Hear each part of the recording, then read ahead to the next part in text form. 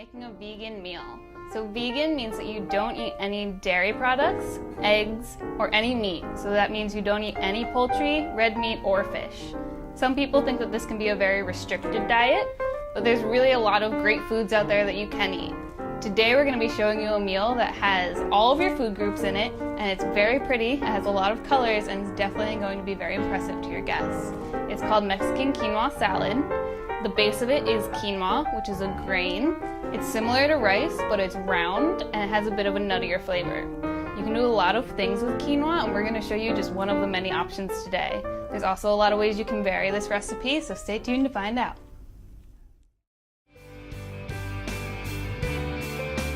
Hi, my name is Shelby. I'm Emily. And we're going to be doing a vegan recipe for you today. We are going to be presenting a Mexican quinoa salad. So to start off, we just like to say, for sanitary purposes, to wash your hands. Use warm water and soap, and then we will get to the cooking. So first of all, our ingredients are a medium-sized tomato, a small green bell pepper, and a red onion. We also have a can of corn, a can of black beans, salsa, and whole grain quinoa. So the first thing that we're going to do is we are going to get our quinoa. It's a pretty simple bag, this one. It takes about 15 minutes to cook once you have it boiling. It's 2 cups of water to 1 cup of quinoa, and it does double in size, so be careful. So we're going to have Emily grab that from the stove now. And we're going to start putting everything into the bowl.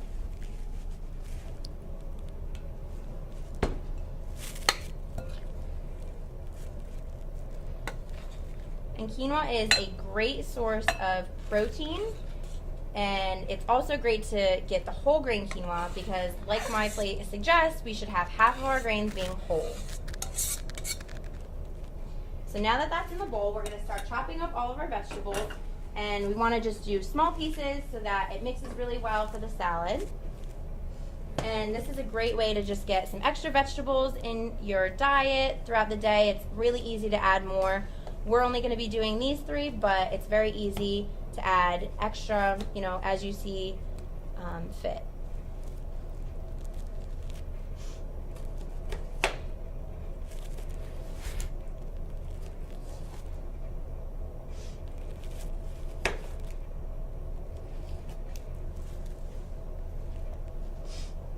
This recipe is great because it's low in fat and it's low in calories, but yet it's high in fiber and high in protein, so it really makes your body happy.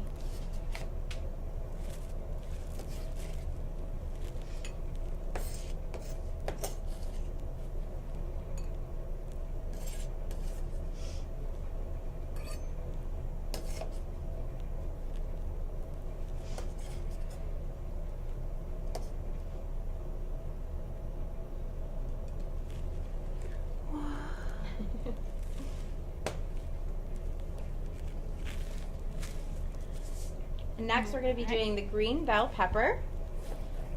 Just like the tomato, we want to do small pieces so that it's easy to chop up and easy to have in your salad. And you can also do not only green pepper, but you can also do a red or a yellow pepper, whatever you like. It's easy to add. You could do all 3 if you'd want to. And again, it's just a good way to get some extra vegetables on your plate.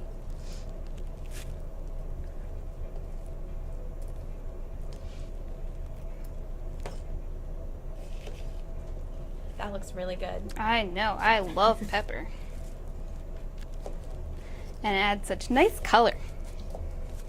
It's great to have such a wide variety of color in the meal. It's very colorful. It's great for summer. It's great for spring. It's really nice if you want to bring a dish to a party or something like that. Everyone will really like it.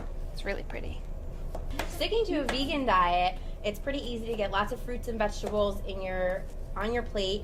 And this is a great way to just add lots of fresh, delicious vegetables all in one dish, and you don't have to worry about getting enough of your vitamins and minerals for the day since you have such a wide variety. Great. All right. And now we're going to be moving on to the onion. We like the red onion just mostly because of the color. It'll add a really nice taste and texture to the rest of the salad, really make it pop.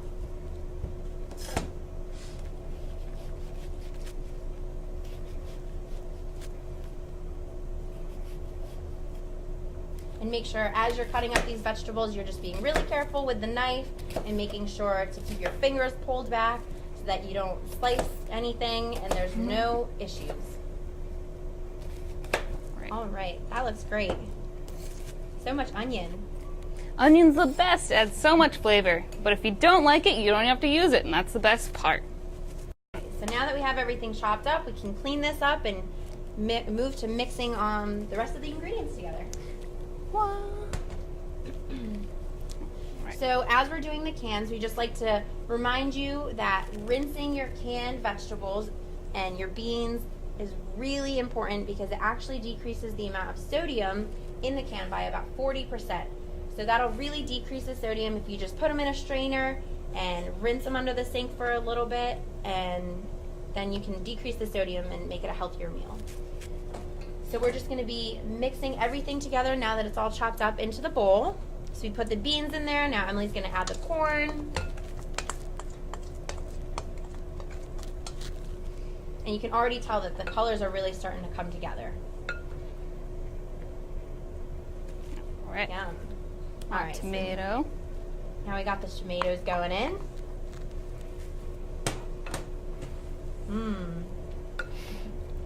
It's getting pretty colorful. Now we have the pepper going in. And you really are eating a rainbow with this quinoa salad.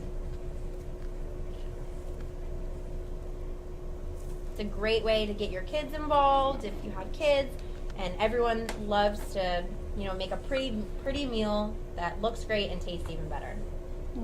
So now what we have is we just have a little bit of salsa on top just for some extra flavor in there. You can add, again, as little or as much as you want. We have a medium, but if heat isn't your thing, then you can add mild, or you could even do a hot spicy salsa.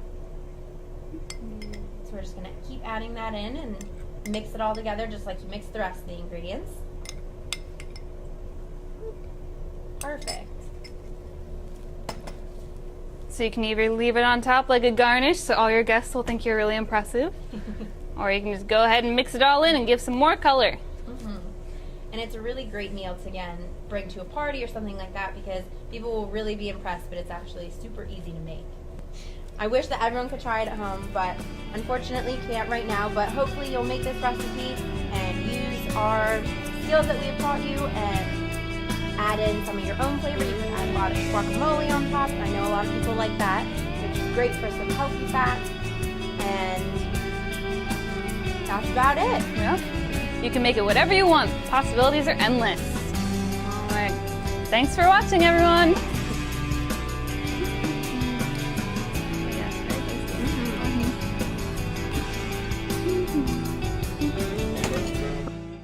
Celiac disease is an allergy to gluten. As with any allergy, strict avoidance of the allergen is necessary. Gluten is the protein that is found in wheat. People with celiac disease must avoid products with wheat, rye, malt, and barley. If a person with celiac disease does not avoid these products, then they are putting themselves at risk for nerve damage, osteoporosis, vitamin and mineral deficiencies, and infertility. Diagnosing celiac disease can be challenging, as many people don't experience any symptoms. Those who do experience symptoms may have diarrhea, abdominal bloating, fatigue, or poor weight gain. If you are experiencing any of these symptoms and you have someone in your family who has celiac disease, go see your doctor right away, as there is a strong genetic link. The only way celiac disease can be officially diagnosed is through a biopsy of the small intestine. For more information on celiac disease, visit celiac.org.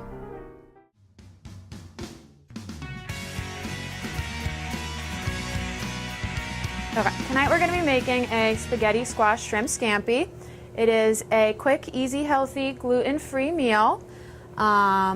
Ingredients in this recipe, we have the spaghetti squash, the shrimp, And then other additives like other add-ins like crushed red pepper, salt, pepper, basil, oregano, parsley, olive oil, and lemon. Okay. Okay. We are going So, yeah. First, we are going to start by slicing the spaghetti squash in half. Spaghetti squash is a great vegetable to use in place of pasta. For those who have celiac disease, you can't have any foods containing gluten, so things like pasta, like whole wheat pasta. So spaghetti squash is a good alternative because it will, as you'll see, take on the look and texture of spaghetti without, containing any gluten. It's full of B vitamins, vitamin A, vitamin C, potassium, iron, zinc, and calcium. So once the spaghetti squash is cut in half, we are going to scoop out the seeds. And you can use the seeds for a variety of different things. It's kind of like pumpkin seeds. If you want to roast them up, you can do that. That's always an option.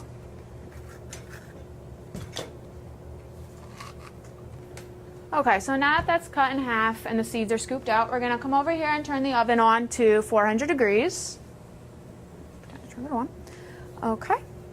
So we are going to prepare the spaghetti squash by... That actually goes in. That's for this. We're going to do it with this because this is for that.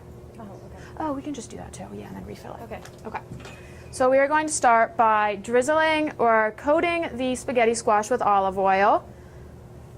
This is just so it roasts nicely in the oven and gives it a little bit of flavor.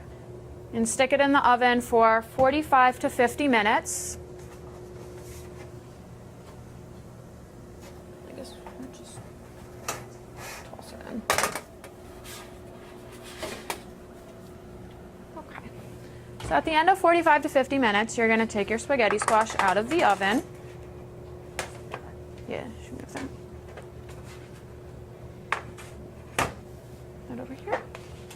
Okay, and you can flip it over. An easy way to tell if your spaghetti squash is done cooking, if you take a fork and just run it through, you'll see it comes out just like spaghetti noodles will. It comes apart very easily. So if you just want to scrape that a while and start to loosen it up. Okay, it's really hot. That is very hot. Okay, so once your spaghetti squash starts cooling, you're going to prepare the shrimp portion of the meal. You're going to heat up a skillet with some butter and a tablespoon of olive oil.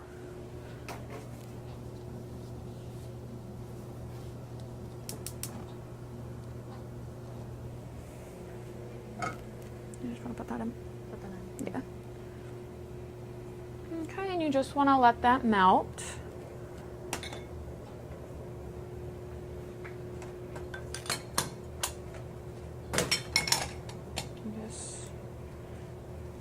Okay, so once the butter and olive oil has been melted, you're going to take 2 cloves of garlic and put it into the pan.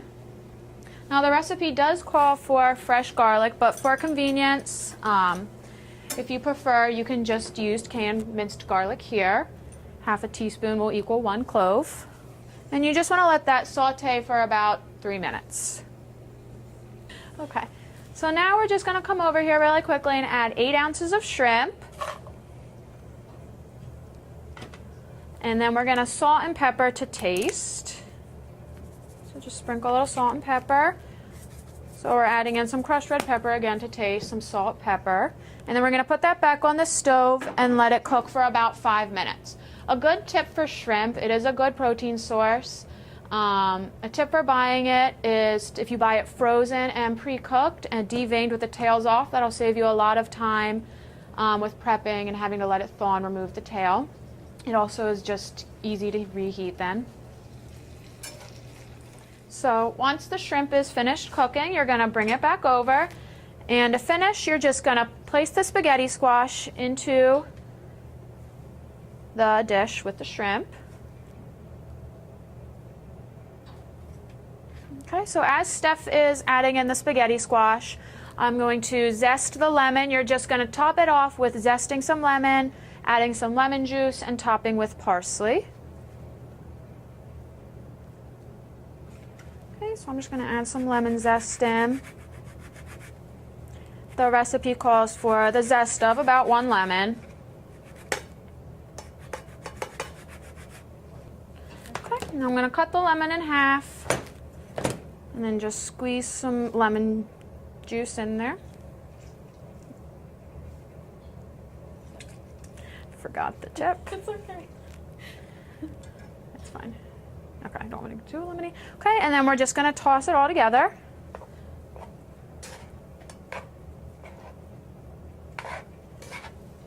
What you want. And then to finish, you just simply put it back in the shells.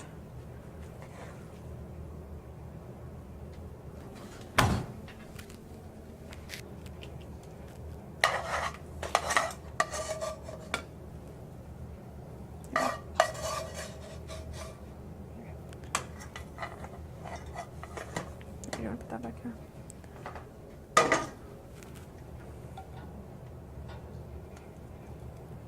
Okay, and then you're just, to finish off, you just want to garnish with some fresh parsley.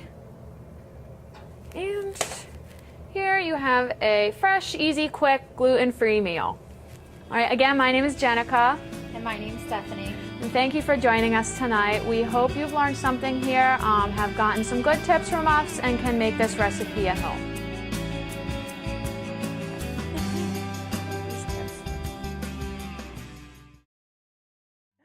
Hi, my name is Erin Gallucci, and I am a dietetic intern here at Salle University. Type 2 diabetes is a very common condition here in the United States. Those at risk are those who are overweight, obese, or those who have a blood relative that has already been diagnosed with type 2 diabetes. Diabetes is a progressive condition that either arises from insulin resistance or ineffective pancreatic excretion of insulin. Insulin is what regulates our blood glucose levels. Blood glucose is altered when we eat carbohydrates. Now, carbohydrates are a common source in our diet, and it is important to make sure that we have complex carbohydrates rather than simple carbohydrates. Complex carbohydrates are those like oatmeal, whole grains, brown rice, and fruits. So we want to make sure that we have a stable amount of carbohydrates in our meal and really frame our meals around protein and vegetables and add the carbohydrates in a little bit later. If you or someone you know has type 2 diabetes and has further questions about carbohydrates and creating a proper meal for a diabetic, please consult a registered dietitian nutritionist or a certified diabetes educator. Thank you. Hi there, I'm Maggie Guerin, And I'm Erin Gallucci. and we are dietetic interns at LaSalle University, here to make a recipe for you today. So we have Asian zucchini noodles. Not only is it delicious, but it's also quick and easy. It only takes about 10 minutes total to prepare. So what Erin is going to do, on the bottom there's a little suction cup there. So she's gonna make sure that she suctions it down to the table and locks it in place. Then from there, she's going to take her zucchini and put it against this pointy part right there, flush. Now, Like that. exactly. Now with one hand, she's going to hold down and slide and turn with the other hand. Look at how easy that is. So these spiralizers are actually the brand name. They're called Vegettis. You may have heard of that before. If not, grocery stores now actually sell pre-spiralized zucchini. So if you don't have access to a Vegetti, so that was 2 whole zucchini right there. You can see how much that makes. I'm gonna hand you this for the sauce. Take that away from Thank you very much. Okay. Well, Thank you. So now for our sauce. First we're going to have a 1/4 cup of soy sauce. We chose dark soy sauce, but you can use any kind. We also chose low sodium just to keep our sodium levels down a little bit in this dish.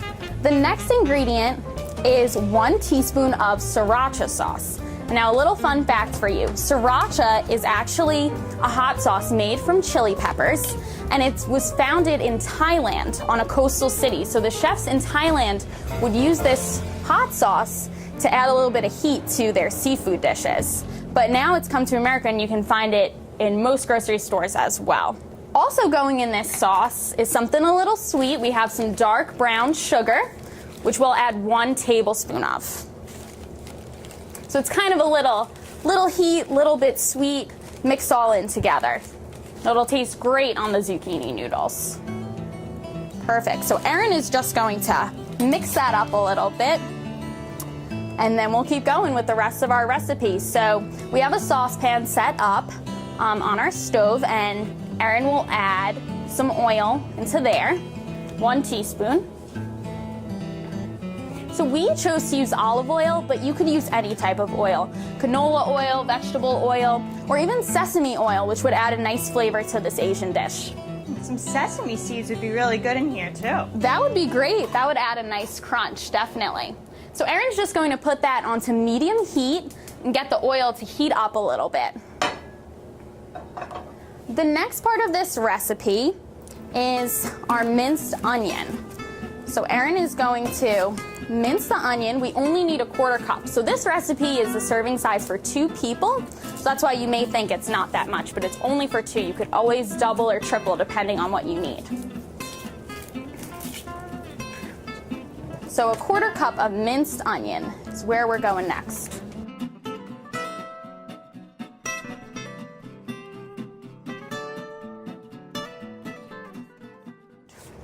Definitely don't want to cut my fingertips off. All right, so once Erin is done mincing the onion, she's going to add the 1/4 cup to our warm oil, and that'll only need about 30 seconds for these onions to get tender. So you could tell that they're tender when they get a little translucent in color, and they'll look nice and soft as well. Perfect. Smells good. Starting to hear that sizzle.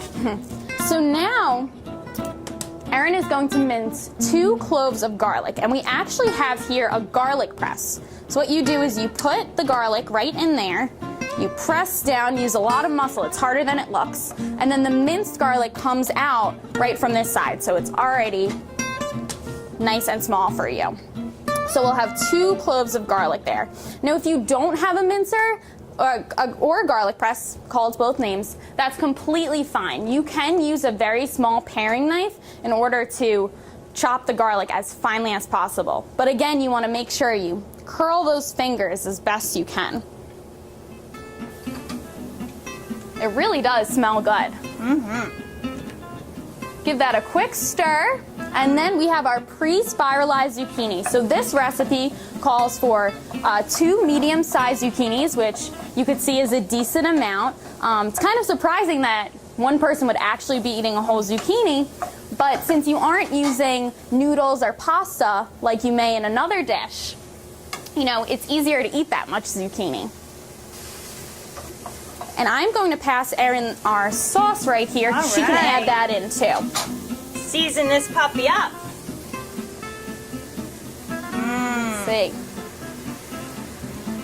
I'm getting excited to taste this. I am too. It smells really good. So she'll give that a quick stir, and that's it. The zucchini noodles are cooked.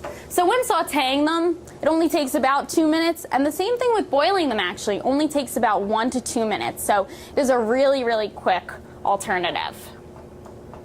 Now Maggie, would you prepare this as the main dish or as a side dish?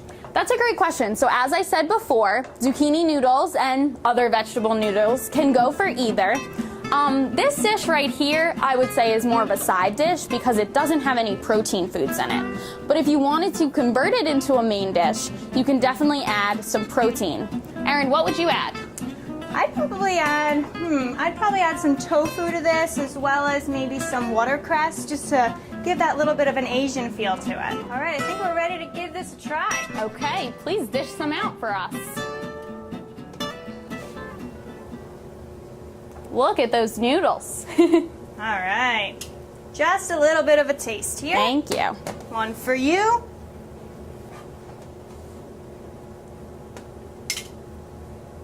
Oh, it just keeps coming. It's like spaghetti. All right. Perfect. Always make sure to turn your stove off before you leave it. Could I have a fork, please? Of course you can. Thank you. All right.